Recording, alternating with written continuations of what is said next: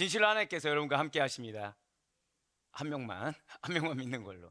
여러분 어떻게 경험하고 계시나요? 하나님이 나와 함께 하시는 거. 마지못해 아멘이 나오죠. 네. 예, 맞습니다. 하나님께서 친히 우리와 함께 하시고 우리를 다스린다는 것을 우리 정말 머리로 잘 알고 있는데, 이렇게 일주일간을 살아보면 그것을 경험하는 것보다는 아무래도 내가 정말 하나님 나 다스리신다고 한다면 대체 그 뜻이 무엇일까? 하나님 정말 나와 함께 하신다고 한다면 그 함께 하신 가운데 지금 왜 나에게 지금 은혜를 붓지 않을까라는 상황이 우린 더 많다라는 거예요. 그럼에도 불구하고 우리가 변하지 않는다는 것은 하나님께서 나와 함께 하시고 하나님께서 내 위에 계시사 나의 삶을 주관하시고 나를 친히 다스리신다는 사실입니다. 이것은 우리에게 있어서 절대적인 감사의 이유가 된다는 거예요. 물론 우리가 처음부터 하나님을 잘 모시고 살았던 것, 하나님의 다스리심을 받았던 것은 아닙니다. 처음부터 하나님의 선하신 다스림을 받았던 것은 아니라는 거예요. 본래 우리 위에는 하나님이 계셨던 것이 아니라 하나님의 진노와 절망이 드려져 있었기 때문이라는 거죠. 왜냐하면 우리 모두가 아담의 원죄로 말미암아 죄 아래 있었기 때문이라는 것입니다. 본질상 진노의 자녀였어요. 죄인의 우리들은 그래서 하나님의 법정 앞에서는 아무 말도 할 수 없었다는 거죠. 아무것도 드러낼 수가 없었습니다. 아무것도 책임져 주지 못했고 아무것도 우리를 대변해 주지 않았어요. 힘든 거에 대해서, 어려운 거에 대해서 대가를 주고 알아주며 책임져 주던 분이 아무도 없었다는 거죠. 하지만 바로 그 침묵의 순간에 예수 그리스도께서 우리의 대변자가 되어 주시사 우리의 무죄함을 변호해 주셨습니다. 우리가 받아야 될 상급을 말씀해 주셨어요. 하나님의 법정에서 아무도 나를 대신해 주지 않을 때 그 깊고도 무거운 침묵을 깨시며 그를 제발 의롭다 하소서, 그에게 제발 상급을 더하여 주시옵소서라고 한번 고백하실게요. 나를 위해 변호해 주고 계십니다. 바로 그거예요. 나의 고단함을, 나의 인내를, 나의 그럼에도 불구하고 믿는 믿음을 알아주시사 변호해 주신 분, 그분이 바로 예수 그리스도이십니다. 만약 예수 그리스도께서 아니셨다고 한다면 우리는 지금도 여전히 죄 아래 머물러 있었을 거예요. 예, 맞습니다. 우리는 사실은 힘듭니다. 괴롭습니다. 말씀을 듣고 사명을 깨달으면 깨달을수록 마음이 가벼워지고 뭔가 하나님의 역사가 곳곳마다 보이는 것이 아니라 역사는 보여요. 그런데 마음은 점점 무겁습니다.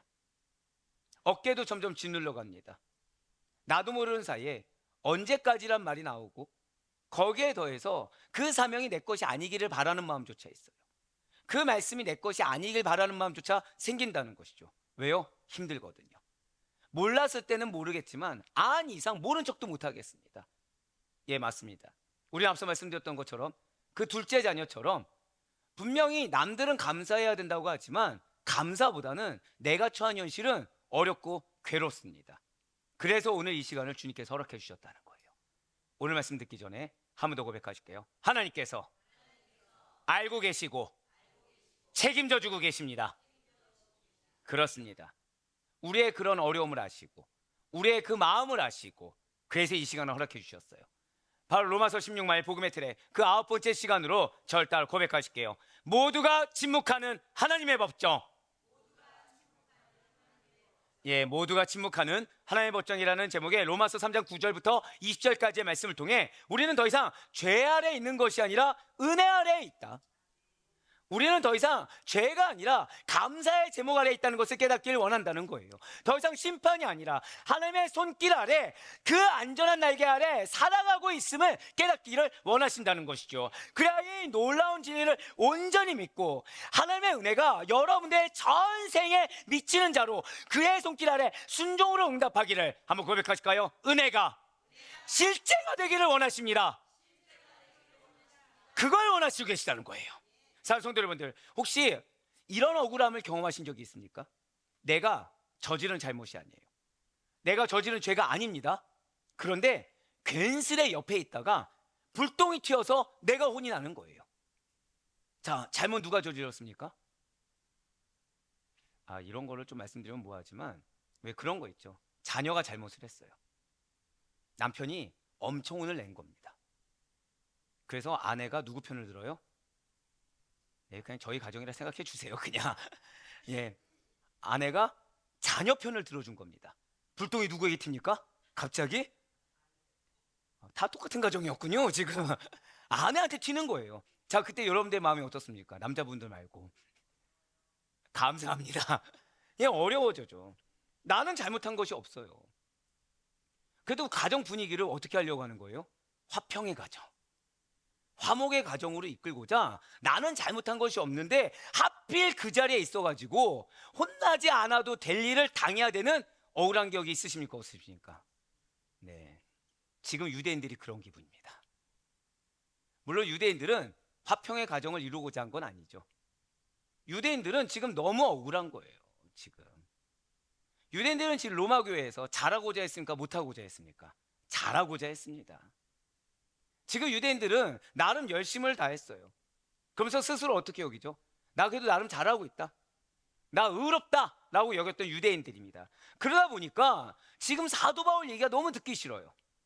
그래도 여러분들은 자녀를 옹호하기 위해서 덤터기를 쓴 겁니다. 근데 지금 유대인들은 사실 그런 건 아니에요. 이 이방인과 나는 엄연히 다른 사람인데 함께 싸잡아서 죄인 취급받는 것이 끔찍이도 싫었다는 것이죠. 그럼에도 불구하고 지금 사도 바울은 유대인들이 그렇게 여기든 그렇게 여기지 않든 상관하지 않고 할 말을 하고 있다는 거예요. 뭐라고 하고 있는 것입니까? 너희들은 다 죄 아래에 있다. 로마서 3장 9절 말씀 보시길 바라요. 죄 아래에 있다는 것은 첫 번째로 인간의 근본적인 문제입니다. 죄 아래에 있다는 것이 무엇이라고요? 인간의 근본적인 문제라는 거예요. 죄 문제가 해결되지 않는다면 인간의 결국은 사망이요 멸망입니다. 결국 인간의 가장 시급한 문제는 무엇이라고요? 죄 아래에 있는 것이 해결돼야 된다는 거예요. 이 죄 아래에 있는 것이 해결되지 않는 인간이 죽어서 갈 곳은 지옥밖에 없다는 것입니다. 그렇기 때문에 죄 아래에 있다는 것을 해결하지 못한다, 이것은 알고 있든 모르고 있든 인간의 심각한 문제가 된다는 것이죠. 자, 이렇게 죄 아래에 있다는 것의 두 번째 문제는 무엇입니까? 바로 인간 전체가 보이는 현상이라는 거예요. 누구를 가리지 않고 인간 전체라고 한다면 죄 아래에 있다는 것이 보인다는 것이죠. 인간을 자세히 바라보면 죄를 짓고 죄를 범하며 종국에는 죄를 즐기기까지 하는 현상이 나타나게 됩니다. 나는 그럴 리가 없어, 나는 그런 적이 없다라고 손사래를 치지만 결국 우리 인간 밖으로 드러나서 나오는 것들이 결국 무엇입니까? 다 선하다고 말할 수가 없어요. 죄 아래 있음을 증거하는, 말로는 나는 연약하다 하죠. 말로는 그래 나도 나빴다고 얘기하죠. 하지만 결국에는 내가 죄 아래 있구나, 내가 정말 죄 아래 있구나라는 것을 증거해주는 악한 현상들 뿐이라는 것입니다. 자, 이렇게 죄 아래 있다는 것, 마지막 세 번째는 그게 인간의 현실이라는 거예요. 그게 인간의 현실이라는 겁니다. 나는 지금 제발 죄 아래 있는 현실을 좀 벗어나고 싶다, 나는 이렇게 죄 아래 있는 것이 너무나도 싫다. 우리가 말씀의 은혜를 받죠. 결단하고 나아갑니다. 시험이 드십니까, 안 드십니까? 시험이 들어요. 시험이 들기 싫습니다. 은혜 받은 대로 살고 싶고, 정말 나도 거룩하고 경건하게 늘 항상 하나님의 칭찬을 받고 살고 싶어요. 나는 정말로 죄 아래 있는 게 싫습니다. 나의 언행을 통해서 악한 것이 나오는 것도 싫고, 나의 언행을 통해서 하나님의 질책받을 만한 무언가가 나오는 것이 너무 싫어요.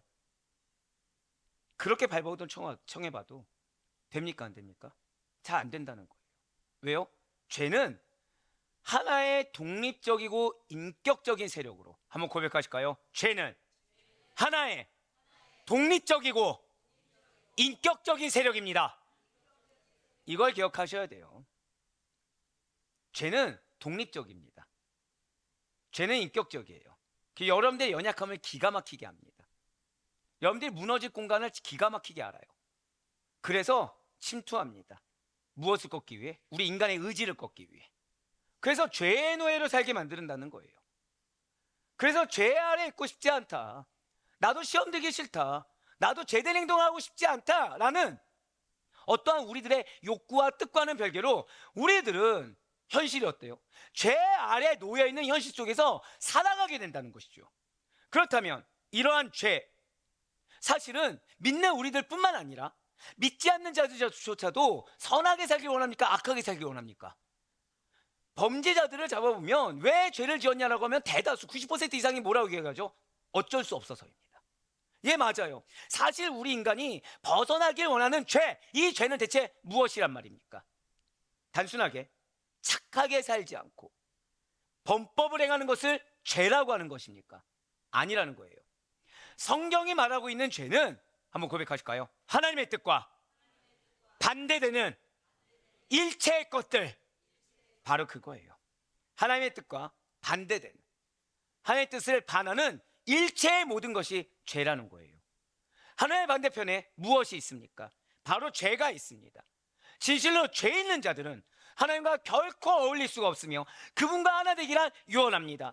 분명 유대인들은 그동안 노력해왔어요. 그동안 열심히 하나님을 섬기며 살아간다고 믿고 왔고 그렇게 행해왔습니다. 율법을 지킴으로 말미암아 죄 아래에 있던 자신들의 처지를 개선해보고자, 자, 방금 제가 뭐라 표현 드렸어요? 처지를 개선해보고자 유대인들이 뭐 했다고요? 한번 고백해 보실까요? 처지를 개선하기를 원했습니다. 자, 제가 반복하는 건 왜라고요? 중요하기 때문이죠. 처지를 개선하려고 애써왔어요. 미리 말씀드리지만 우리는 삶을 개선하는 자들이 아닙니다. 우리는 삶을 개선하는 자들이 아니에요. 예, 맞습니다. 죄에 대한 자유를 율법을 지켜 행함으로 인해서 자신들의 그 처지를 개선해보고자 노력을 했다는 거예요. 맞습니다. 그들은 나름 열심을 다했습니다. 어쩌면 오늘날 우리들보다 비교도 안 될 정도로 열심을 다했어요. 누구의 눈을 의식합니까? 사람들의 눈을 의식해 가면서까지도 열심을 다해봤습니다. 그래서 그들 성공했나요? 아니에요. 그들은 오히려, 유대인들은 오히려 절망감을 느꼈습니다. 구약 성경에서 보여주는 인간의 실상이 있더라는 거예요. 그것은 유대인들 스스로가 하나님 앞에서 고백한 것입니다. 바로 시편 14편 1절부터 5절까지의 말씀입니다. 어리석은 자는 그의 마음에 이르기를 하나님이 없다 하는도다. 그들은 부패하고 그 행실이 가증하니 선을 행하는 자가 없도다. 여호와께서 하늘에서 인생을 굽어 살피사 지각이 있어 하나님을 찾는 자가 있는가 보려 하신즉 다 치우쳐 함께 더러운 자가 되고 선을 행한 자가 없으니 하나도 없도다. 죄악을 행하는 자는 다 무지하냐. 그들이 떡 먹듯이 내 백성을 먹으면서 여호와를 부르지 아니하는도다. 그러나 거기서 그들은 두려워하였으니 하나님이 의인의 세대에 계심이로다. 아멘. 한번 고백해 주시겠습니다. 하나님만이 유일한 해결책이십니다. 그 하나님을 절실하게 찾는 자도 없고 찾을 수 없는 인간은 타락하고 무익했다라는 것을 지금 다윗이 증명해 주고 있습니다. 결국 죄악을 행하는 인간에게 남을 것은 그들의 예정된 비참한 결국에 다다를 것을 염려한, 한번 고백하시겠습니다. 두려움. 두려움이 무엇이라고요? 내가 죄악을 행하고 있다는 증거입니다. 염려가 무엇이라고요? 내가 지금 사실은 하나님의 말씀대로 살지 않는다. 내가 지금 하나님을 절실히 만나고 있지 않는다. 내가 지금 말씀이 주어졌음에도 불구하고 그 말씀대로 온전히 살아가고 있지 않는다라는 그 증거가 된다는 거예요. 결국 나는 알게 모르게 내 삶에서 무엇을 행하고 있습니까? 말씀을 행한다고 하지만, 하나님을 모시고 섬긴다고 하지만 사실은 죄를 범하고 있다는 거예요. 그러다 보니 마음 한켠에 뭐가 있죠? 두려움이 있는 거예요. 두려움이 있으니 이 두려움을 상쇄해보고자 다른 인간적인 노력, 다른 어떠한 계획, 다른 어떠한 목표치를 가지고 꼭 누구를 끌어들입니까? 가족, 주변 사람을 끌어들여서 마치 그들의 변화가 나의 것인 것처럼, 마치 공동체의 성장이 나의 것인 것처럼, 그래서 같이 얹어가기를 원한다는 거예요. 그러면서 알게 모르게 마음 가운데 무엇이 있죠? 우월감이 있는 거예요. 누구처럼? 당시의 이 백성들처럼. 누구처럼요? 로마 교회 유대인들처럼. 이 불쌍하고 가련한 인생이 오늘날 우리도 마찬가지입니다. 다윗이 이것을 깨달았어요. 그리고 지금 사도 바울 역시도 오늘 본문을 통해서 동일한 영적 깨달음을 지금 정리하여 보여주고 있는 것입니다. 바로 오늘 본문인 로마서 3장 10절부터 12절까지의 말씀이 그러합니다. 기록된 바 의인은 없나니 하나도 없으며 깨닫는 자도 없고 하나님을 찾는 자도 없고 다 치우쳐 함께 무익하게 되고 선을 행하는 자는 없나니 하나도 없도다. 아멘. 그러면서 사도 바울은 더욱더 구체적인 죄인들의 죄악을 낱낱이 고발하고 있어요. 이어서 오늘 보면인 로마서 3장 12절부터 18절까지의 말씀을 같이 보시겠습니다. 다 치우쳐 함께 무익하게 되고 선을 행하는 자는 없나니 하나도 없도다. 그들의 목구멍은 열린 무덤이요 그 여론은 속임을 일삼으며 그 입술에는 독사의 독이 있고 그 입에는 저주와 악독이 가득하고 그 말은 피 흘리는 데 빠른지라. 파멸과 고생이 그 길에 있어 평강의 길을 알지 못하였고 그들의 눈앞에 하나님을 두려움이 없는 이람과 같으니라. 아멘. 이렇게 인간이 전적으로 타락했다는 것은 단순히 좀 나쁘다, 상대적으로 나쁘다, 그 상태를 뜻하는 것이 결코 아닙니다. 진실로 여러분과 저 우리 모두는 태어날 때부터 심하게 손상된 하나님의 형상을 지닌 채 이 세상에 들어왔다는 거예요. 우리가 죄인 된 이유는 단순히 잘못된 교육이나 부모의 영향, 친구의 영향이 아니라는 거죠. 죄를 짓고 또 지어서 결과적으로 죄인이 되는 것이 결코 아니라는 것입니다. 죄인의 본성을 벗어날 길이 없어서 그가 행하는 일들이 죄밖에 없다는 거죠. 결국 무슨 말씀입니까? 잊지 마시길 바라요. 죄는 외부에서 전염되는 것이 결코 아닙니다. 누구 때문에, 어떠한 환경 때문에 내가 실족하고 내가 죄를 짓게 되는 것이 결코 아니라는 거예요. 한번 고백하실까요? 내 안에 뿌리 박힌 상태, 그게 죄예요. 자, 죄의 문제가 완벽하게 해결되었습니까? 성화의 과정입니까? 다 알고 있죠. 우리는 의롭다 칭함을 여김을 받았어요. 이걸 기억하셔야 돼요. 그래서 우리는 거룩한 하나님의 형상을 닮아가지 아니하면 반드시 안 다가가지 않는 그 영역만큼 뭐가 틈탈 수밖에 없습니까? 내 안에 뿌리 박힌 죄가 틈탈 수밖에 없다는 거예요. 인간은 스스로 만든 한계와 죄의 사슬에 묶여 있기 때문에 자기 힘만으로는 결코 자신을 구원할 수가 없습니다. 아무리 좋은 인간적인 제도와 철학, 종교적 노력이 있다고 하더라도 그것만으로는 하나님과 참된 관계, 인격적인 관계, 그 은혜의 삶을 누릴 수가 없다는 거예요. 유대인들이 이걸 인정하기 싫어했습니다. 유대인들이 이거 인정하기 싫어했어요. 사도 바울은 결국에는 그 유대인들에게 뭘 요구했죠? 회개하라. 예수는 유대인들에게 뭘 요구했죠? 회개하라. 내가 회개하기 싫어한다. 나는 누구 때문이라고 핑계대고 싶다. 나는 어떤 환경 때문에 핑계대고 싶다. 사실 그게 누구랑 지금 똑같은 겁니까? 유대인들. 사실 그게 무엇을 증명하고 있는 것입니까? 나는 내 안에 뿌리 박힌 죄된 상태에 매여 있습니다라는 똑같은 증명입니다. 이스라엘은 선민이고 하나님이 내 아버지신데 이미 관계가 형성되지 않았느냐?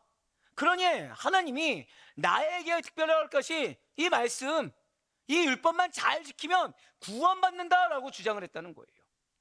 자신들이 율법을 잘 지켜 행함으로 구원을 받는다라고 착각했다는 거죠. 유대인들의 이러한 잘못된 생각을 깨고자 한 사도 바울은 그래서 오늘 보면 로마서 3장 19절과 20절 말씀을 통해 율법은 죄를 깨닫게 할 뿐이라고 아주 강력하게 외치고 있는 것입니다. 19절과 20절 말씀입니다. 우리가 알거니와 무릇 율법이 말하는 바는 율법 아래에 있는 자들에게 말하는 것이니 이는 모든 입을 막고 온 세상으로 하나님의 심판 아래에 있게 하려 함이라. 그러므로 율법의 행위로 그의 앞에 의롭다 하심을 얻을 육체가 없나니 율법으로는 죄를 깨달음이니라. 아멘. 고백하실게요. 믿음은 착각하는 것이 아닙니다. 맞아요. 사도 바울 그래서 궁극적으로 뭐 했습니까? 예수님은 그저 자신이 하나님을 믿는데, 이 유대인들이 하나님을 믿는데 그저 방해꾼에 불과하다고 해서 죽이려고 했습니다. 아이러니하게 난 뭐 했는데요? 하나님을 믿는데. 아이러니하게 나는 누구에게 충성을 다했는데? 하나님께 충성을 다했는데 하나님의 아들을 죽이려고 했어요. 하지만 이제 사도 바울은 새롭게 깨달았습니다. 그 누구도 율법을 완전히 지켜 행할 능력은 가지지 못했으며 하나님께서 만족하시는 의의 기준을 이루실 예수를 믿는 것 외에, 그 믿음이 전부가 되는 것 외에는 의를 획득할 방법이 전혀 없다는 사실을 깨달았다는 거예요. 하나님께서 인류의 구원을 위해 보내주신 유일하신 단 한 분 예수를 믿는 믿음으로 말미암아 의를 획득하는 이신득이의 은혜만이 평생에 걸쳐 필요하다는 사실을 깨달았습니다. 맞습니다. 진정으로 우리가 정말 나의 인생 가운데 하나님과 참된 관계를 맺기를 원한다고 한다면, 정말 말씀이 실제화되기를 원한다고 한다면, 은혜가 실제화되기를 원한다고 한다면, 구원에 이르기를 원한다고 한다면, 하나님 입장에서는 믿음으로 의롭다 여겨주시는 이 신칭이, 인간의 입장에서는 믿음으로 의를 얻는 이 신득이가 반드시 있어야 됩니다. 그렇습니다. 전적으로 타락하고 전적으로 무능한 인간이 하나님께 의인으로 인정받을 수 있는 유일한 조건은 행위가 아니라 믿음입니다. 내 눈을 믿어야 됩니까? 말씀을 믿어야 됩니까? 내 생각을 믿어야 됩니까? 말씀을 믿어야 됩니까? 내 감정을 믿어야 됩니까? 말씀을 믿어야 됩니까? 그게 믿음이에요. 말씀을 믿는다고 하면서 나의 행위를 전락시키고, 말씀을 믿는다고 하면서 내 생각으로 말씀을 제한하고, 말씀을 믿는다고 하면서 내 감정대로 움직이는 것은 믿음이 할 수 없습니다. 그것은 오히려 믿음이 없는 거죠. 예수님을 믿는 자만이 구원의 은혜를 선물로 받고 하나님 주신 말씀의 은혜를 선물로 받는다는 사실을 잊지 마시길 바래요. 그래서 사도 바울이 이렇게 증거하고 있습니다. 로마서 3장 24절의 말씀입니다. 그리스도 예수 안에 있는 속량으로 말미암아 하나님의 은혜로 값없이 의롭다 하심을 얻은 자 되었느니라. 아멘. 아무도 고백하실까요? 나의 입술은 닫혀지게 됩니다. 예, 맞습니다. 하나님의 법정에서는 내 변명을 말할 수조차 없습니다. 통하지가 않아요. 인류 전체가 재판석 앞에 고개를 숙인 채 죄인으로 선언받는 것입니다. 그런데 이 무거운 침묵 속에서 우리의 변호사가 되어주시는 예수님께서 일어나시는 거예요. 그리고 십자가의 피와 부활의 생명을 근거로 말씀하십니다. 자, 무엇을 근거로 말씀하셨다고요? 고백하실게요. 십자가의 보혈, 부활의 생명. 즉 여러분들이 정말 그 예수님께서 여러분들을 위해 그 법정에서 일어나길 원한다고 한다면 여러분들의 삶은 십자가의 보혈의 공로에 의지하는 삶이 되어야 됩니다. 여러분들의 삶의 소망은 부활의 생명을 소망으로 살아가는 자답게 사는 것을 고백하실게요. 예수님께 증명이 돼야 합니다. 맞습니다. 그럼 그런 자를 위해서 말씀하시는 거예요. 아버지요, 그를 의롭다고 여겨주시옵소서. 그는 나를 믿는 자입니다. 바로 그 순간 정죄의 망치는 더 이상 내려가지 않고 멈춰섭니다. 오히려 하나님의 사랑의 손길만이 여러분들을 뒤덮게 되고, 하나님의 은혜의 손길만이 뒤덮게 되며, 그 손길은 비어있는 손길이 아니라 여러분들이 누릴 수 없는 풍성한 상급의 손길이 되는 줄 믿으시길 바라요. 그러니 사랑하는 우리 아대표의 성도 여러분들, 하나님의 법정에서 유일하게 무죄를 선포받을 수 있는 길은 단 하나라는 것을 절대 잊지 마시길 바랍니다. 무엇입니까? 예수 그리스도를 믿는 것 외에는 없어요. 우리는 더 이상 죄 아래에 있는 것이 아니라 은혜 아래에 있다는 사실을 기억하셔야 됩니다. 심판 아래에 있지 않고 하나님의 안전한 날개에 있다는 사실을 잊지 마시길 바라요. 이 사실이 오늘날 우리들을 은혜 가운데, 오늘날 우리들을 소망 가운데, 오늘날 우리들을 능력 가운데 살게 하는 복음입니다. 여전히 내 눈이 연약해요. 여전히 내 마음이 둔합니다. 누굴 못 보죠? 지금 주님을 못 봅니다. 기도합니다. 말씀 듣고 봅니다. 하나님을 찾습니다. 주님 만나셨습니까? 아니요, 못 만나고 있습니다. 주님의 말씀보다, 주님의 은혜보다 내 마음의 괴로움이 더 크고요, 현실의 짐이 더 크고요, 내 마음의 어려움이 큽니다. 그래서 때로 주님의 손을 놓쳐버린 것 같은 메마름과 공고한 가운데 놓여있는 것이 우리의 실존입니다. 그래서 오늘 주님께서 이 말씀을 주시며 우리가 이렇게 결단하며 나아가길 원하신다는 거예요. 첫 번째로 율법으로, 행위로 나 자신을 의롭게 여기려는 교만을 먼저 버리기를 원하신다는 거야. 두 번째로 매일 복음으로만 살아가겠다고 다짐하셔야 됩니다. 세 번째로 은혜를 값싼 것으로 만들지 않겠다고 다짐할 수 있어야 돼요. 오늘 이 말씀은 우리들의 삶입니다. 우리의 미래고 우리의 소망이 되는 것입니다. 그러니 오늘 말씀 앞에서 나는 내가 속임을 당했다, 난 내가 억울하다라고 할 수 있겠지만 다시는 스스로를 먼저 속이지 않는 우리가 되시길 간절히 바라요. 스스로가 속아서 넘어진과 더불어 나에게 기회를 주신 그 영혼까지도 같이 넘어뜨리는 우를 범하지 않기를 간절히 소망합니다. 그래야 바랄 건 없기는 그리스도 안에서만, 은혜 안에서만, 믿음 안에서만 우리는 의롭다 하심을 얻는다는 사실이 있지 않으시는 가운데, 하나님의 법정에서는 침묵하는 자가 되시되 은혜의 법정에서 늘 찬송하는 자로 살아가는 것에 찬송의 삶의 증명이 될 수 있는 우리 모두의 삶이 될 수 있기를 주님의 이름으로 간절히 축원합니다.